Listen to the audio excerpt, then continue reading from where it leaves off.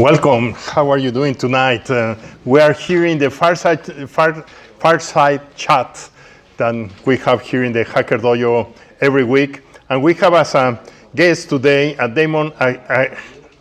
You should tell me how to do Argyris. that. Yeah, sorry. Argyris. Argyris.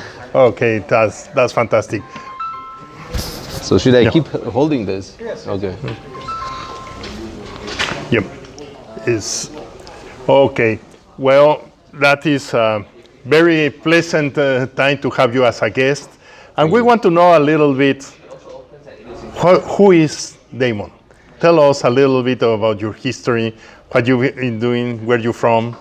Of course, yeah, I'd love to do that. Do you do that with every newcomer, or is it? We have been doing this thing with everybody in the group, from people that was the creators of the Hacker Dojo to newcomers as you. Is my membership at stake?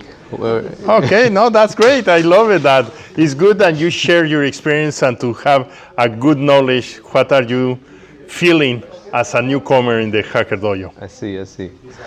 So yeah, I'm from Greece, and now I'm here. And yeah, I like computers, and yeah, I found this place. It's amazing. How did you find it? I was looking for such a place. I don't know. I spent like 1 week or so at a hostel, and I was looking for coding spaces, coding cafeterias. And then at some point, Hacker Dojo popped up. I don't remember if it was Google or Google Maps or something like that. I have to check that place out.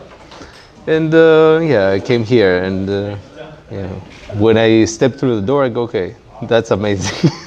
How long have you been here in Silicon Valley? I think it's been now 3 weeks or so. That's fantastic. It's something that we really would like to show to the people. This is a place that we like to have newcomers to the Silicon Valley, how to do the traveling to innovation, and why you decide to move to Silicon Valley. Well, I haven't moved really yet because we haven't been successful with fundraising, but maybe that's for later, for another day. So I came here in order to seek opportunities because I put together a startup. It's an idea that I came up with in 2015 on music and AI because I love computers and music, and these are my two loves in life. And I put together an MVP in Switzerland. I won 150,000 francs, $150,000 for my prototype. And now I'm here seeking collaborations and opportunities. Oh, well, that's fantastic. That's the place to be, and we are looking really how you can be very successful. Yeah, I heard that people here have money, but no one has given me any money yet.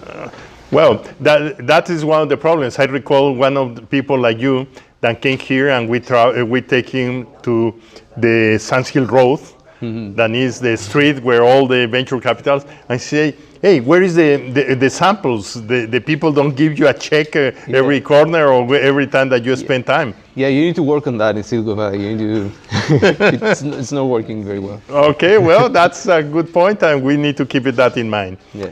But that is great, and tell us a little bit, what is the stage of your startup? You already has done some kind of work before?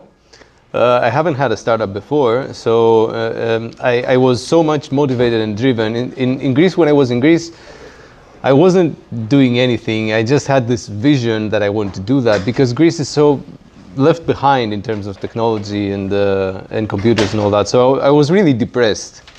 And I went into sports and I did sailing, scuba diving, and all these things. And then I was between these two alternatives. So first alternative, I live in a sailboat with my dog and my guitar for the rest of my life. And second alternative is I pursue that dream of putting AI and music together. And I go, okay, how long is it going to take for AI to become amazing? It's probably going to take 7 to 8 years. And I read somewhere that it takes about 10,000 hours for someone to become really good at something. And I go 7 to 8 years, that translates into about 10,000 hours. So I have time. And I go, okay, I'm going to go for it. And then I went to Switzerland. I became a cook. I became a construction worker. Then I became a private cook. I cooked for Miss Switzerland in 1984. I cooked for the owner of the newspaper of Zurich, and then I became a software engineer eventually. And then I put together the prototype, and now we also have an MVP, and now I'm here seeking collaboration. So that's in a nutshell, but maybe a little bit more extensive. Oh, well, that's a great track, and how you has been really traveling and knowing and meeting and learning all the time. And that is the kind of things that you need to do to create a great startup. Yeah. You are never going to end learning, and that is your already has been training in how to do learning. Yeah, let's see how that ends up. I'm curious myself. Sometimes it's painful, but you definitely learn. Okay, well, that's great. And now you came here to Silicon Valley. What is the way that you are envisioned to do some kind of things about AI? How you believe that you can use AI for music? It's an amazing tool that has the capacity to change the music industry, really. Same as electricity in the 1900s made the current, the music industry that we're all familiar with possible. So without the microphone and the loudspeaker, we wouldn't be having musicians being worshipped as gods on stage. And AI is going to change this yet again. We're convinced about this with my team. We think that, for example, songs are going to become modular. So you're not gonna be listening to a song the way it was composed. You're gonna be able to change the drums, change the vocals however you want. Another thing is that it's gonna become personalized. So depending on your profile and who you are, you're gonna have songs tailored to who you are. You know, when you go and you do your workout and your favorite song comes in, you're about to give up, but then your favorite song comes in and then you do another round or 2 rounds. Because music is really amazing. It's like a drug, really, like a very, very efficient emotional drug. We have used music, like there's a lot of evidence. We have used music to drive wars. With the drum rowers of ships have coordinated with one another to do this very hard work of pushing the ship forward. So we're very excited about this vision. Another thing is that AI makes it possible for musicians around the world to come together and collaborate for the first time on a project, because sometimes people think similarly, and our platform, for example, is going to make it possible for someone in San Francisco, say for example, to collaborate with someone in Japan that maybe they're working on the same music project. And that's going to be a collaboration request, not something superficial like a friend request on Facebook. It's going to have depth and substance behind it, and we're also excited about that. Well, that's a fantastic way, because we are now very much connected and creating music with people sitting in different locations in the world. The technology allows us to really even play the music in different locations with time delays and all that things corrected in a very good way. And that we are very much looking how you can generate that. What kind of collaboration are you expecting, or what is the first thing that comes into your mind about that? Yeah, so we're looking, of course, to capital raise, so to raise capital, so collaborations with people that can help us in that direction. But also musicians that understand, that maybe think aligned with us regarding this vision that we have. And we don't see AI as something threatening for them. Maybe people are saying that we're going to take away the jobs of musicians, but that's not our thinking at all, because we have deep respect for musicians, because there's a lot of pain and drugs and many bad things in the music industry, and there's also a lot of loss of money for the music labels that invest on musicians. So we're not here to take away the jobs of musicians or destroy music labels or anything like that.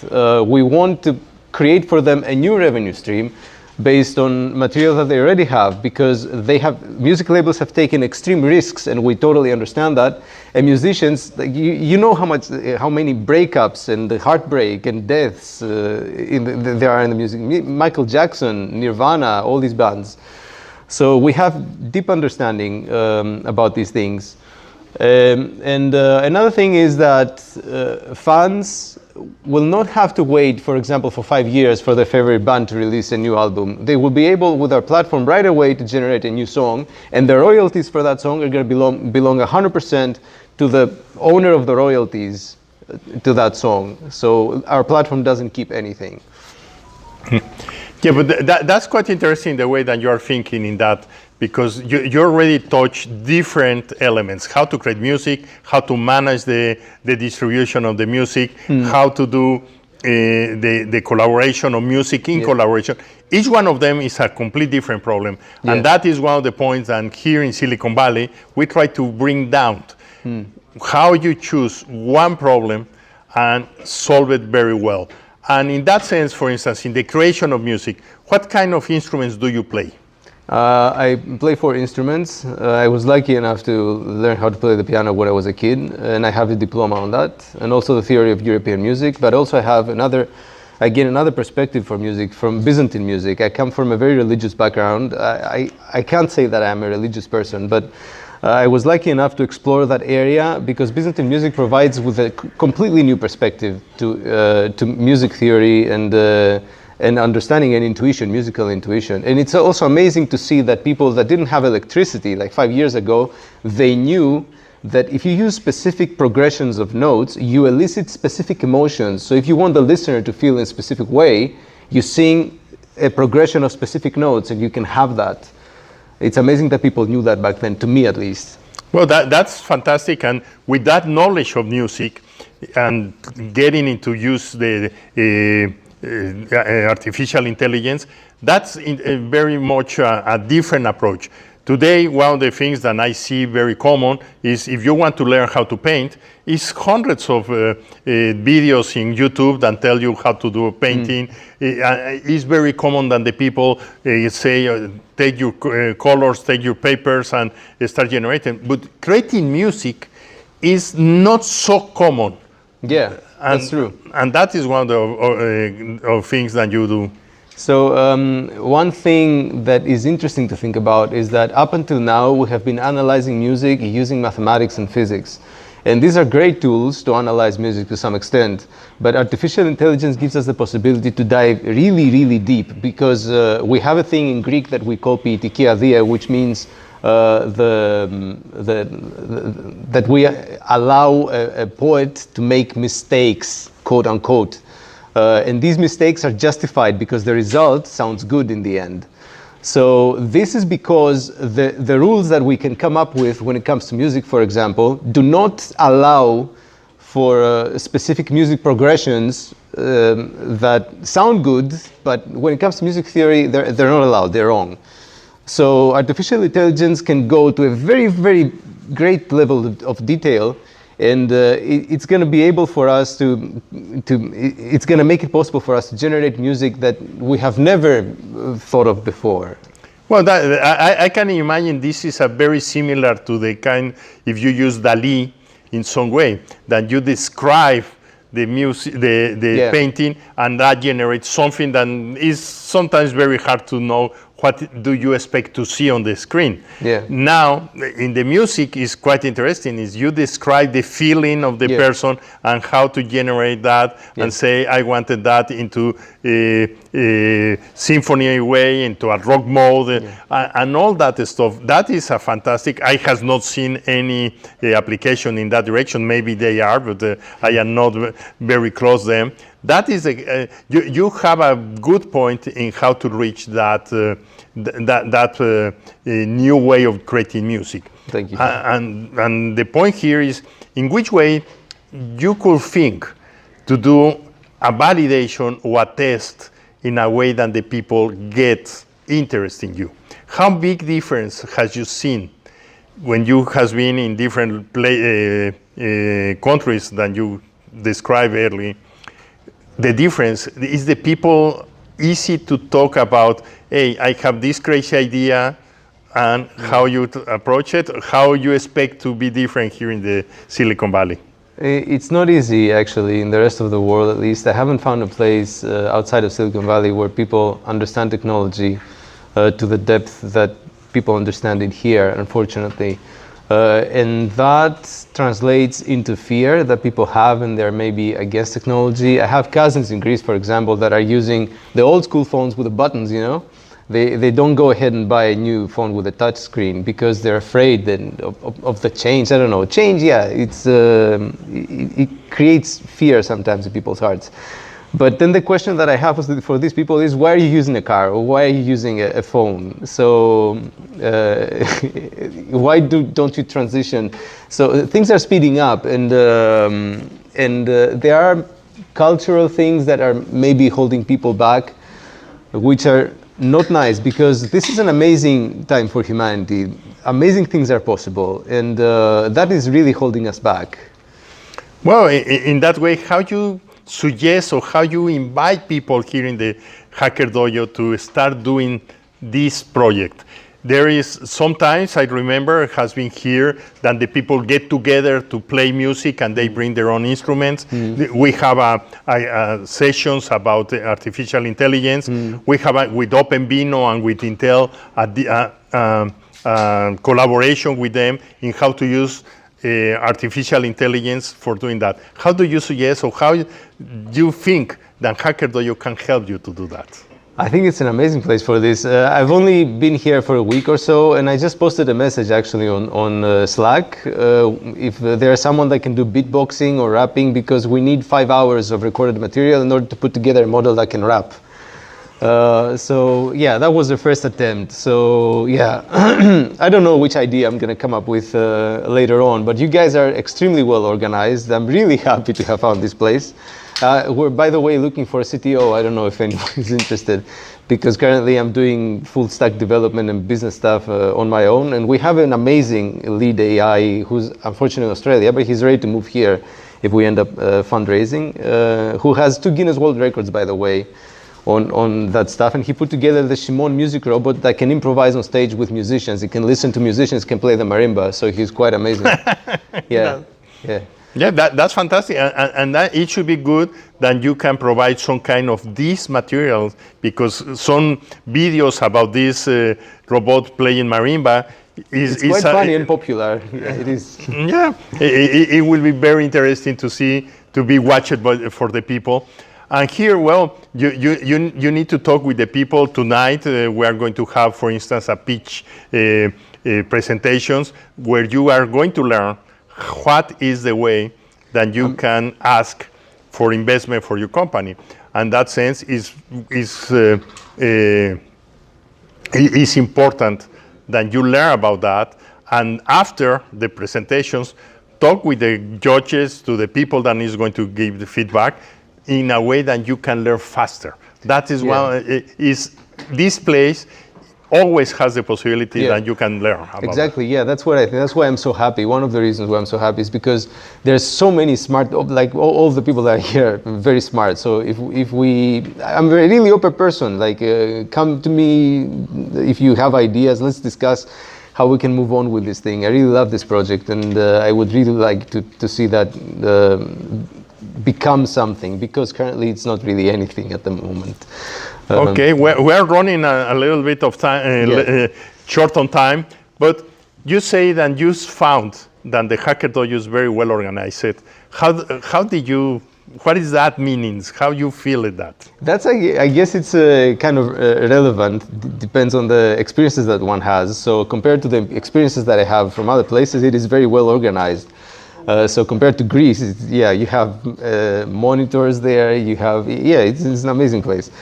I don't know, maybe there are places that are more organized, but I have experience from other hacker spaces in San Francisco. However, I'm not going to name them, and I still think that Hacker Dojo is better.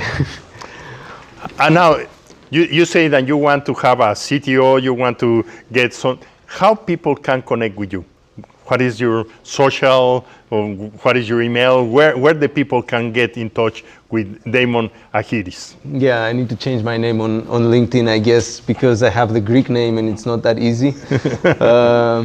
But people that are here can reach out to me. I don't know if we're online. People at Diamantis is my Greek name, at amuse.ai.